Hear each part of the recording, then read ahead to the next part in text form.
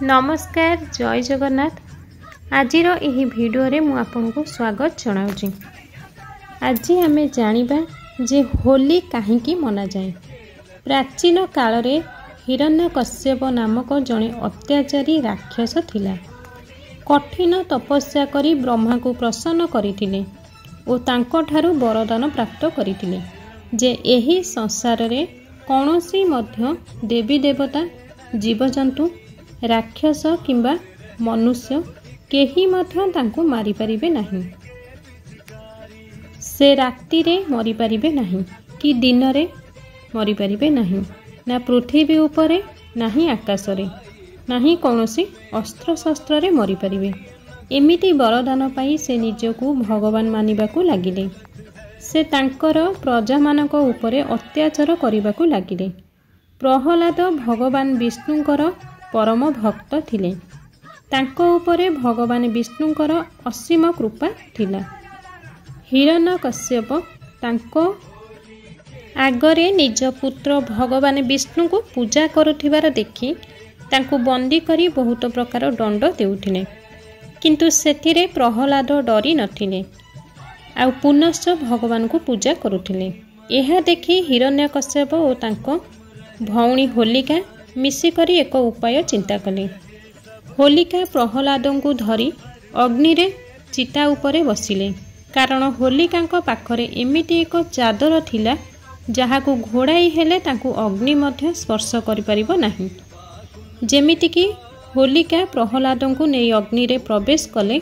भगवान विष्णु को कृपारु सेही चादर होलिका ठारू उड़ी भक्त प्रहलाद उपरे पड़ी जाइथिला एवं विष्णु को आशीर्वादरू भक्त प्रहलाद जीवन बंची जाइथिला।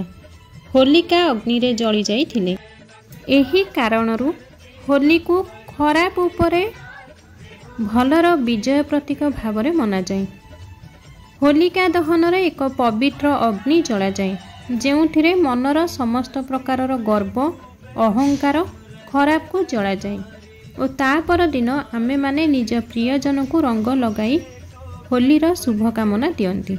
आउ ता सहित नाच गीत स्वादिष्ट भोजन करी एही होली पर्वर मजा नियंती। सेतिपई खराब जेते शक्तिशाली थिले मध्य विजय भलर ही होइथाय। सेतिपई सर्वदा खराबर मार्ग छाड़ी भलर मार्ग रे चलिबा दरकार। रंगर पर्व होली एवं दोल पूर्णिमा तेबे काहींकी ओ किपरि पालन करा जाइथाय। प्रतिवर्ष फाल्गुन मास पूर्णिमा तिथि रे पालन करा जाए। हिंदू धर्मर अन्य पर्व गुड़िक परि होली मध्य हेउची अन्याय उपरे न्यायर प्रतीक। एही पर्वर प्रकृत अर्थ भगवान श्रीकृष्ण और राधा मध्यरे थिबा प्रेमर भावना सहित जड़ित द्वापर जुगरे अवतार ग्रहण करिथिबा भगवान श्रीकृष्ण और राधा को अहेतुक भल पाउथिबा सत्ते तांको मध्यरे थिबा रंगर प्रभेद पाई अल्प बहुते लज्जाबोध भी करुथिले, जहा माता यशोदा को बहुत कष्ट देउथिला। तेणु माता यशोदा भगवान श्रीकृष्ण को खेल खेल रे राधा देहरे विभिन्न रंग बोली देबाकू कहूथिले, कारण एहा फलरे कृष्णक मनरे थिबा रंग भेदर संकोच भाव दूर हेबो। ताहाकू कृष्ण मध्य पालन करुथिले। तेबे एबे चलंतु जानिबा दोल पूर्णिमा काहींकी पालन करा जाए। दोल पर्व होलीर 5 दिन पूर्वरु ही आरंभ होई जाइथाय। एही पर्व फाल्गुन शुक्ल दशमी तिथि ठारू पालन करा जाइथाय। तेणु एही दिन को फगु दशमी कहा जाए। एही फाल्गुन शुक्ल दशमी ठारू फाल्गुन पूर्णिमा पर्यंत समय को दोल पूर्णिमा कहा जाइथाय। एही दिन मानकरे भगवान कृष्ण भक्त मानक गहली रे शंख और घंटर ताले ताले द्वारे द्वारे बुली भगवान भोग खाई थांती। एही भोग को द्वारी भोग मध्य कुहा जाए कि एही दिन रे भगवान कृष्ण भक्त मानक सहित प्रेम और भक्तिर फगु खेलिबाकू मंदिररू बाहर को आसी थांती। एही दोल पूर्णिमा को दोल जात्रा, दोल महोत्सव, बसंत रास, बसंत महोत्सव मध्य कहा जाइथाय। चंद्र ग्रहण आसंता सोमवार दिन लागू अछि। ଏହି ମହାସଂଯୋଗ ଦୀର୍ଘ 500 ବର୍ଷ ପରେ ଘଟିବାକୁ ଯାଉଅଛି। ଆଜିର ଏହି ଭିଡ଼ିଓରେ ଆମେ ଜାଣିବା ଯେ ଚନ୍ଦ୍ରଗ୍ରହଣର ସଠିକ୍ ସମୟ ସୀମା, ଗ୍ରାସ ସମୟ ଓ ଓଡ଼ିଶାରେ ଦୃଶ୍ୟମାନ ହେବ କି ନାହିଁ, ଗ୍ରହଣର ସୂତକ ସମୟ, ପାକ ନିଷେଧର ସମୟ ମାନ୍ୟ ହେବ କି ନାହିଁ, ଚନ୍ଦ୍ରଗ୍ରହଣ ସମୟରେ କ'ଣ କରିବା ଶୁଭ ଓ କ'ଣ ନ କରିବା ଅଶୁଭ, ଗର୍ଭବତୀ ମହିଳାମାନେ କିପରି ସାବଧାନ ରହିବେ ଏବଂ ଶୁଭ ଅଶୁଭ ବିଷୟରେ। ତେବେ ତା ପୂର୍ବରୁ ଆପଣମାନଙ୍କୁ ଗୋଟିଏ ଅନୁରୋଧ, ଏହି ଭିଡ଼ିଓଟିକୁ ଗୋଟିଏ ଲାଇକ୍ କରିଦିଅନ୍ତୁ ଏବଂ ଯଦି ଆପଣମାନେ ଏପର୍ଯ୍ୟନ୍ତ ଆମ ଚ୍ୟାନେଲକୁ ସବସ୍କ୍ରାଇବ୍ କରିନାହାନ୍ତି ତାହେଲେ ବର୍ତ୍ତମାନ ହିଁ ସବସ୍କ୍ରାଇବ୍ କରିଦିଅନ୍ତୁ। ତେବେ ଆସନ୍ତୁ ଭିଡ଼ିଓଟିକୁ ଷ୍ଟାର୍ଟ କରିବା। ମାର୍ଚ୍ଚ ମାସ 25 ତାରିଖ ସୋମବାର ଦିନ ଓ ପବିତ୍ର ଦୋଳ ପୂର୍ଣ୍ଣିମା ଦିନ ବର୍ଷର ପ୍ରଥମ ଚନ୍ଦ୍ରଗ୍ରହଣ ଲାଗିବା ପାଇଁ ଯାଉଅଛି। ଏହି ବର୍ଷ ସମୁଦାୟ 4ଟି ମହାଦେବଗୀତ ଦୃଶ୍ୟ ମହାକାଶରେ ଦେଖିବା ପାଇଁ ମିଳିବ।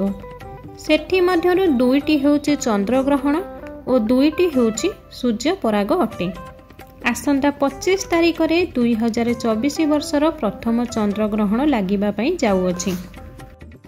ତେବେ ପ୍ରଥମେ ଜାଣି ରଖିବା ଗ୍ରହଣ ଲାଗିବାର ସମୟ ବା ଗ୍ରାସ ସମୟ।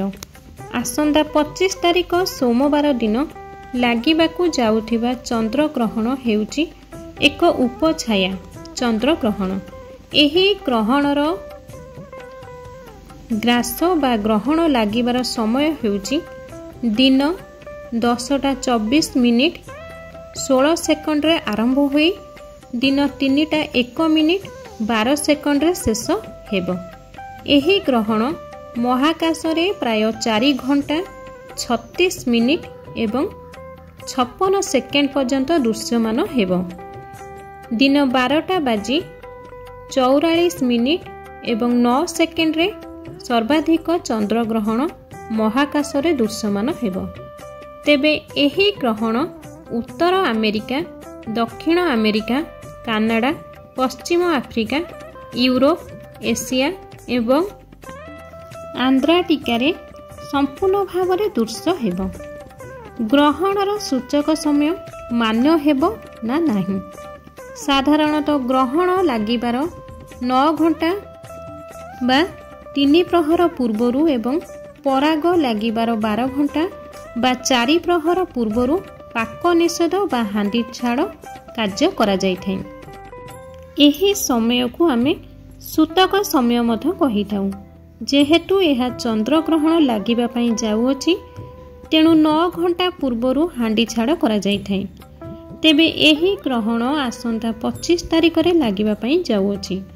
ଏହା ଭାରତ ଏବଂ ଓଡ଼ିଶାରେ ଦୃଶ୍ୟମାନ ହେବ ନାହିଁ, କାରଣ ଏହି ଗ୍ରହଣ ଦିନ ସମୟରେ ହିଁ ଲାଗିବା ପାଇଁ ଯାଉଅଛି। ଉତ୍ତର ଆମେରିକା ଏବଂ ଦକ୍ଷିଣ ଆମେରିକା, କାନାଡ଼ା, ପଶ୍ଚିମ ଆଫ୍ରିକା, ୟୁରୋପ, ଏସିଆ ଏବଂ ଆଣ୍ଟାର୍କଟିକାରେ ଦେଖାଯିବ। ସକାଳ ସମୟରେ ଭାରତରେ ଉତ୍ତର ପୂର୍ବ ରାଜ୍ୟମାନଙ୍କରେ କିଛି ସମୟ ପାଇଁ ଦୃଶ୍ୟମାନ ହେବାର ସମ୍ଭାବନା ରହିଅଛି। ଜ୍ୟୋତିଷ ଶାସ୍ତ୍ର ଅନୁସାରେ ଉପଛାୟା ଚନ୍ଦ୍ରଗ୍ରହଣ ହେବା କାରଣରୁ ଏହି ଚନ୍ଦ୍ରଗ୍ରହଣର ସୂତକ କାଳ ବା ହାଣ୍ଡି ଛାଡ଼ ସମୟ ମାନ୍ୟତା ହେବ ନାହିଁ, କାରଣ ସେହି ଗ୍ରହଣରେ ସୂତକ କାଳ ମାନ୍ୟ ହୋଇଥାଏ ଯେଉଁ ଗ୍ରହଣ ଖାଲି ଆଖିରେ ଦେଖାଯାଇଥାଏ। ଯେହେତୁ ଏହା ଏକ ଉପରଛାୟା ଚନ୍ଦ୍ରଗ୍ରହଣ, ଏହି ଚନ୍ଦ୍ରଗ୍ରହଣ ଖାଲି ଆଖିରେ ଦୃଶ୍ୟମାନ ହେବ ନାହିଁ। ଏଥିସହିତ ଦେବନୀତି ଓ ପୂଜା କାର୍ଯ୍ୟ ବନ୍ଦ ହେବ ନାହିଁ। ଗର୍ଭବତୀ ମହିଳାମାନେ ସତର୍କ ରୁହନ୍ତୁ। ଏହି ସମୟ ଗର୍ଭବତୀ ମହିଳାମାନଙ୍କ ପାଇଁ ବହୁତ ଅଶୁଭ ହୋଇଥିବାରୁ ସେମାନଙ୍କୁ ସାବଧାନ ରହିବା ସହିତ ଚନ୍ଦ୍ରଗ୍ରହଣ ଦେଖିବା ପାଇଁ ମଧ୍ୟ ବାରଣ କରାଯାଇଅଛି। ଗ୍ରହଣ ଲାଗିବା ସମୟରେ ଗର୍ଭବତୀ ମହିଳାମାନେ କୌଣସି ଜିନିଷକୁ କଟାକଟି ବା କୌଣସି କପଡ଼ାକୁ ସିଲେଇ କରନ୍ତୁ ନାହିଁ, ନଚେତ୍ ଏହାର କୁପ୍ରଭାବ ଗର୍ଭରେ ଥିବା ଶିଶୁ ଉପରେ ସିଧାସଳଖ ଭାବରେ ପଡ଼ିଥାଏ। ଏଥିସହିତ ଗ୍ରହଣ ଲାଗିଥିବା ସମୟରେ କଳା ରଙ୍ଗର ବସ୍ତ୍ର ପରିଧାନ କରନ୍ତୁ ନାହିଁ ଏବଂ ବାହାରକୁ ମଧ୍ୟ ବାହାରନ୍ତୁ ନାହିଁ। ଚନ୍ଦ୍ରଗ୍ରହଣ ସମୟରେ ଯଦି ଚନ୍ଦ୍ରର ଛାୟା କୌଣସି ଗର୍ଭବତୀ ମହିଳାଙ୍କ ଉପରେ ପଡ଼ିଥାଏ ତେବେ ତାହାର ଗର୍ଭର ପ୍ରଥମ ଶିଶୁକୁ ଶାରୀରିକ ଦୋଷ ଲାଗିଥାଏ, ଯାହାଫଳରେ ଭବିଷ୍ୟତରେ ବହୁତ ବଡ଼ ସମସ୍ୟା ମଧ୍ୟ ସୃଷ୍ଟି କରିଥାଏ।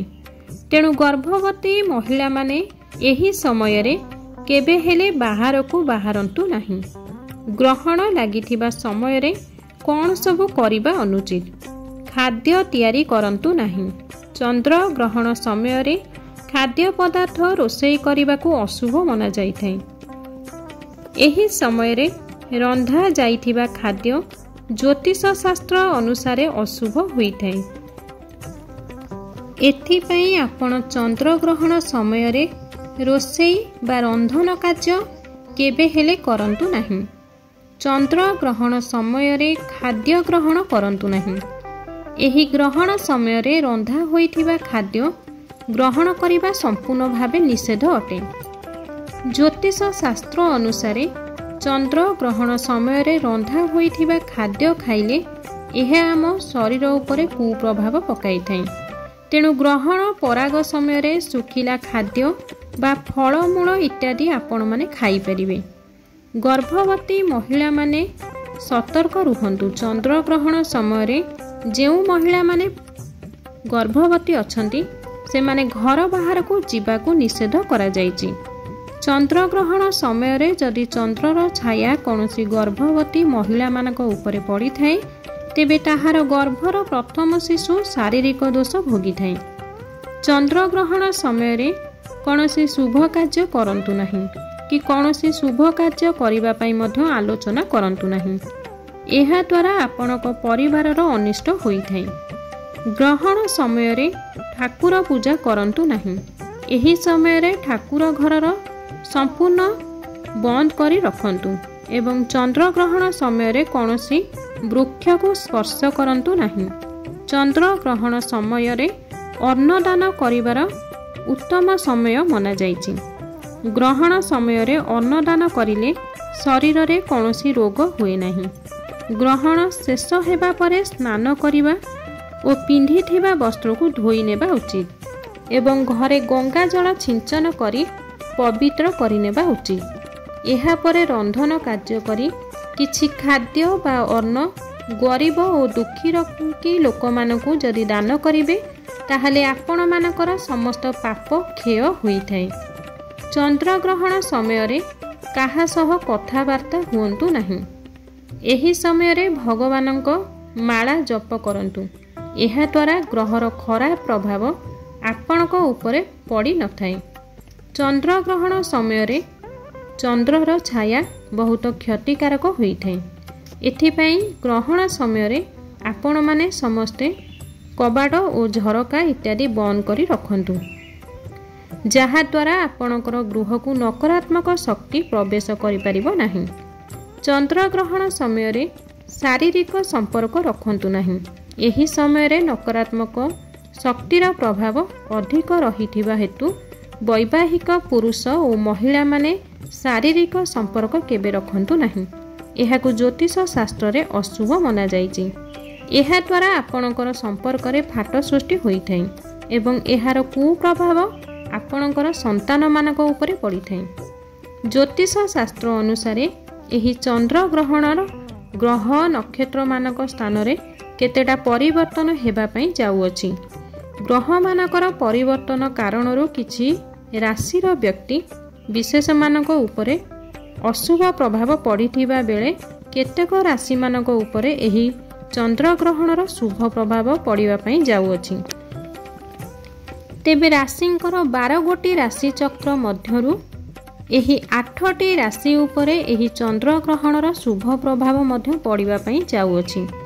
ସେହି ଭାଗ୍ୟଶାଳୀ ରାଶିମାନେ ହେଉଛନ୍ତି ମେଷ ରାଶି, ବୃଷ ରାଶି, କର୍କଟ ରାଶି, କନ୍ୟା ରାଶି, ତୁଳା ରାଶି, ଧନୁ ରାଶି, ମକର ରାଶି ଏବଂ ମୀନ ରାଶି।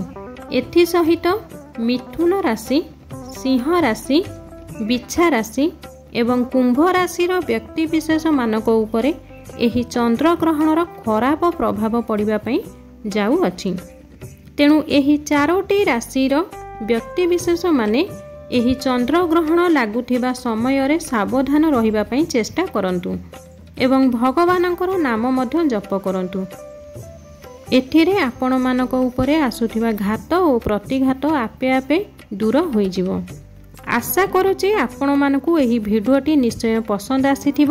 ପସନ୍ଦ ଆସିଥିଲେ ଭିଡ଼ିଓକୁ ଗୋଟେ ଲାଇକ୍ କରିବା ସହିତ ଆପଣଙ୍କ ପ୍ରିୟଜନମାନଙ୍କ ସହିତ ସେୟାର କରିନିଅନ୍ତୁ। ରହୁଛି, ନମସ୍କାର।